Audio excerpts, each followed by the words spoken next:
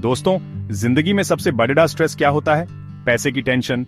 खासकर जब आप यंग हैं, नौकरी शुरू की है और समझ नहीं आ रहा कि पैसे को कैसे मैनेज करें।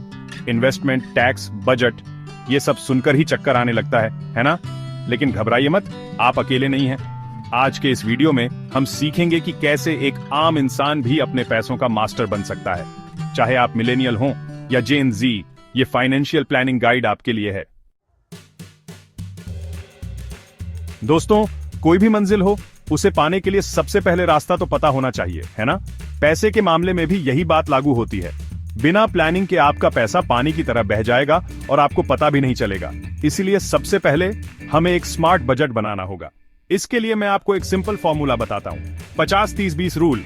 अपनी कमाई का 50% हिस्सा अपनी जरूरतों के लिए रखें, जैसे किराया, खाना, बिल्स। 30% अपनी इच्छाओं के लिए रखें, जैसे मूवी देखना, दोस्तों के साथ पार्टी करना या नया फोन खरीदना। और आखिर में सबसे जरूरी 20% अपनी कमाई का सेविंग्स और इन्वेस्टमेंट के लिए जरूर निकालें। यकीन मानिए, शुरू में भले ही ये थोड़ा मुश्किल लगे, लेकिन बाद में यही 20% आपकी फाइनेंशियल फ्रीडम की चाबी बनेगा। और हाँ, आजकल टेक्नोलॉजी का जमाना है। अपने खर्चों को ट्रैक करने के लिए वॉलनट, मनी व्यू जैसे कई ऐप्स मौजूद हैं। दोस्तों, पैसा सिर्फ कमाने के लिए नहीं होता, उसे बनाना भी आना चाहिए। और ये काम करता है इन्वेस्टमेंट। अब बहुत लोग सोचते हैं कि इन्वेस्टमेंट सिर्फ अमीर लोग करते हैं, लेकिन ऐसा बिल्कुल नहीं है।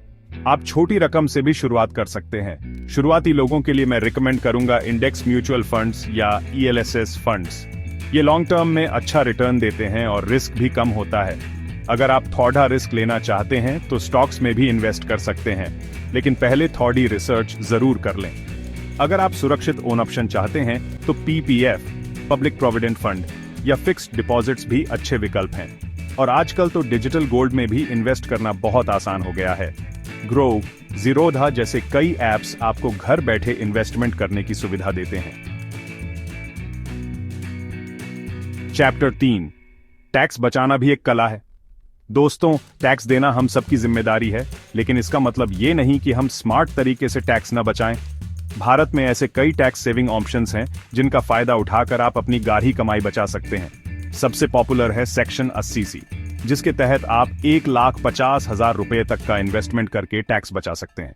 ये इन्वेस्टमेंट आप public provident fund, equity linked savings scheme या सुकन्या समृद्धि योजना जैसी स्कीम्स में कर सकते हैं। इसके अलावा हेल्थ इंश्योरेंस पर भी आपको टैक्स बेनिफिट मिलता है। अगर आपने घर खरीदा है और उसके लिए लोन लिया है तो आप प्रिंसिपल और इंटरेस्ट पेमेंट्स पर भी टैक्स बेनिफिट क्लेम कर सकते हैं। और हाँ, रिटायरमेंट प्लानिंग के लिए नेशनल पेंशन स्कीम में इन्वेस्ट करना ना भूलें।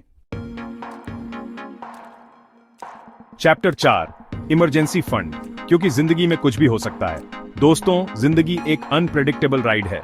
आपको कभी नहीं पता कि कब क्या हो जाए, इसलिए जरूरी है कि आप हमेशा तैयार रहें। और इस तैयारी का एक जरूरी हिस्सा है इमरजेंसी फंड।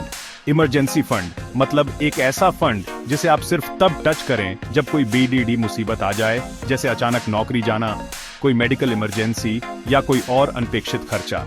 मैं रिकमेंड करूंगा कि आप कम से कम 3 से 6 महीनों के खर्चे के बराबर इमरजेंसी फंड जरूर बनाएं।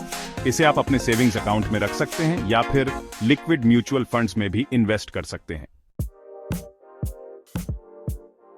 चैप्टर 5, मिलेनियल्स और जेन जी के लिए गोल्डन टिप्स। दोस्तों, आप सब मिलेनियल्स और जेन जी वालों के लिए मेरे कुछ खास टिप्स। देखो, आज का जमाना सोशल मीडिया का है, जहां हर कोई अपनी लाइफस्टाइल दिखाता रहता है। लेकिन याद रखना, दिखावे में नहीं आना, रियल लाइफ में आगे बढ़ना है।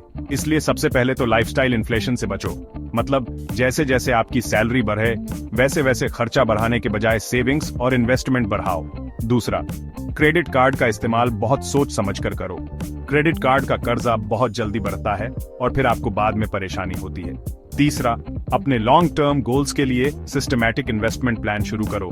SIP में आप हर महीने एक फिक्स्ड अमाउंट इन्वेस्ट करते हैं, जिससे आपको लंबे समय में अच्छा रिटर्न मिलता है। और सबसे आखिर में, अपने आप में इन्वेस्ट करना कभी ना भूलें। अपने स्किल्स को अपग्रेड करते रहें, नए कोर्सेज करें, नई चीजें सीखें, क्योंकि आपका सबसे बेडिडा एसेट आप खुद हैं।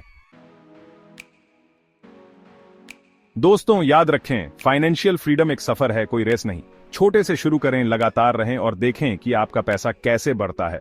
तो तैयार हैं पहला कदम उठाने के लिए?